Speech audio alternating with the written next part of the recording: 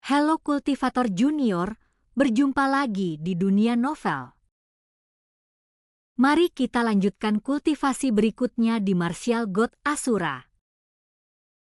Bab 6403, Kenalan Lain. Pasukan besar itu sedang menuju ke bintang kelima. Namun kali ini, Chu Feng tidak membiarkan klan Dewa Roh mengemudikan kapal perang, tetapi meminta patriark klan surgawi Huang Fu untuk memimpin jalan. Karena Chu Feng memberi klan Dewa Roh tugas yang relatif penting, yaitu menyiapkan susunan teleportasi yang andal dan kuat yang dapat memindahkan semua orang ke lokasi tertentu. Alasannya adalah karena Chu Feng tidak hanya dapat merasakan lokasi bintang kelima ini.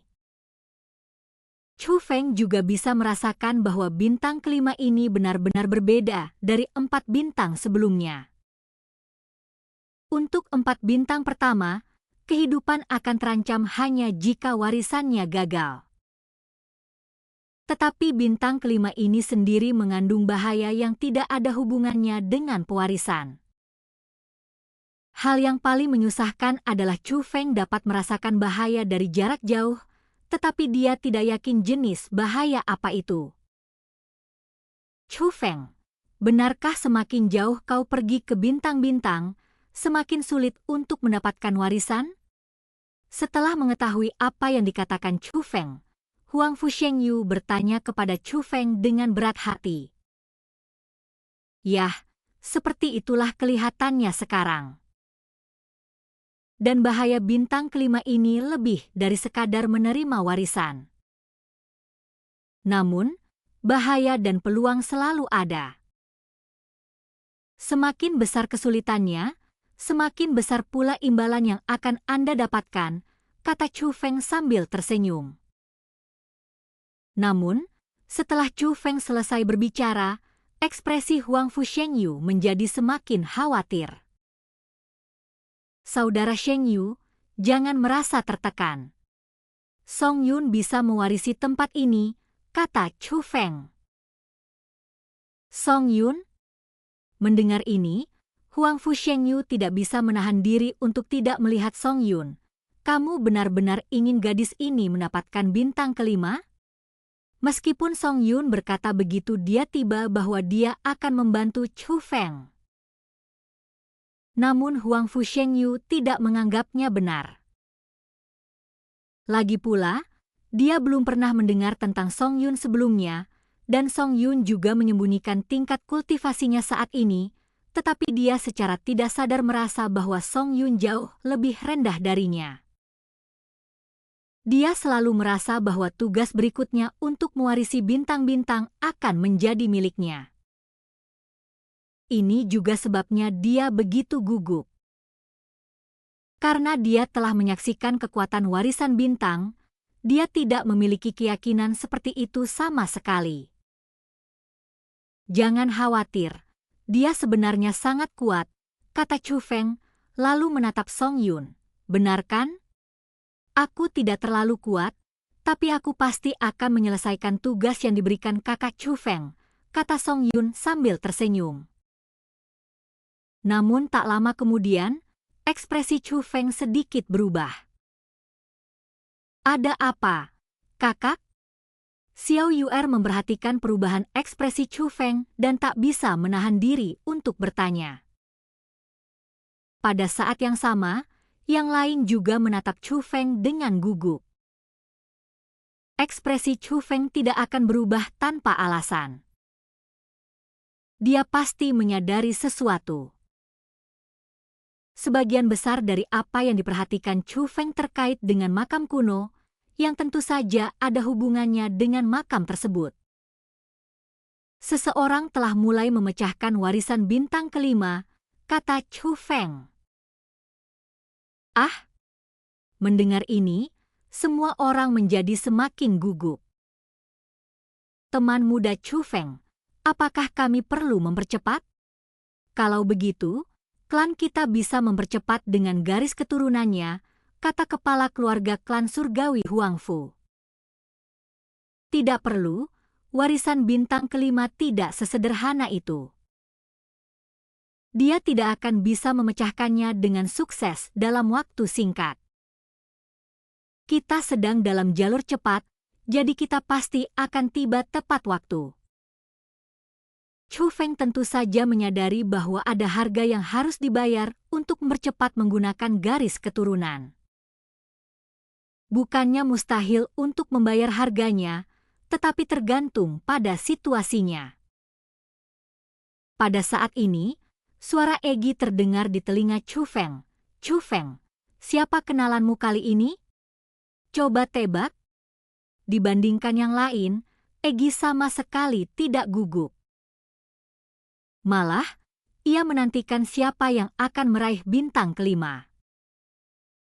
Bagaimana kamu bisa begitu yakin kalau itu seseorang yang aku kenal? Mungkin itu hanya kebetulan sebelumnya, kata Chu Feng. Tebakan. Mungkinkah itu Xian Miao Miao? Saat ini, meskipun semua warisan tidak memiliki batasan usia, tampaknya yang tertarik padanya adalah kaum muda. Di antara anak-anak muda berbakat yang kamu kenal, hampir semuanya ada di sini. Satu-satunya yang tersisa adalah gadis kecil Xian Miao Miao, kata Egi. Sepertinya begitu. Tapi, itu bukan kebetulan. Chu Feng tersenyum. Meski saat ini tidak tampak seperti suatu kebetulan, Chu Feng selalu merasa bahwa itu mungkin hanya suatu kebetulan. Chu Feng, mengapa menurutmu ini bukan kebetulan? Katakan padaku apa pendapatmu, tanya Egi. Menurutku itu bukan suatu kebetulan. Saya pikir kedua kemungkinan itu mungkin. Yang pertama memang seperti yang kau katakan. Pihak lain mungkin akan mengincarku. Jadi, orang-orang yang berhasil menerima 7 warisan bintang, semuanya adalah orang-orang yang kukenal dan punya hubungan baik denganku. Tapi ada kemungkinan kedua. Itu makam kuno. Karena sebagian besar dunia makam telah meninggalkan warisan. Warisan itu sendiri memerlukan pencarian penerus yang cocok. Pemilik tempat ini sangat cerdik, dan dunia seni bela diri saat ini memiliki banyak batasan. Tidak mengherankan jika ia mampu menemukan penerus yang cocok untuk para pendahulu yang telah meninggal. Mungkin dia hanya ingin mencari penerus yang cocok untuk para senior itu, jadi dia memilih junior yang berbakat. Kebetulan sekali anak-anak muda ini semuanya adalah orang-orang yang kukenal. Chu Feng memberikan analisisnya. Egi mengangkat dagunya sambil berpikir, lalu tersenyum dan berkata, kau ada benarnya. Kali ini perjalanannya agak jauh, tetapi setelah beberapa saat, Chu Feng dan yang lainnya akhirnya melihat bintang kelima. Bintang kelima ini tampak sangat aneh. Hanya dengan melihatnya dari kejauhan saja, orang-orang akan merasakan bahaya yang luar biasa. Terlebih lagi, sebagian besar dunia makam, tidak peduli apapun pemandangan di dalamnya, tampak seperti batu nisan besar dari luar. Namun ada 2 batu nisan yang berdiri di permukaan dunia makam ini. Tuan Chu Feng, formasi teleportasi yang saya buat sangat efektif, tetapi membutuhkan biaya untuk mengaktifkannya. Selama periode ini, kami tidak akan dapat membentuk formasi dan meminjamkan kultivasi klan kami kepada Tuan Chu Feng. Namun, jika pertempuran benar-benar diperlukan, kita dapat langsung mengerahkan formasi kita.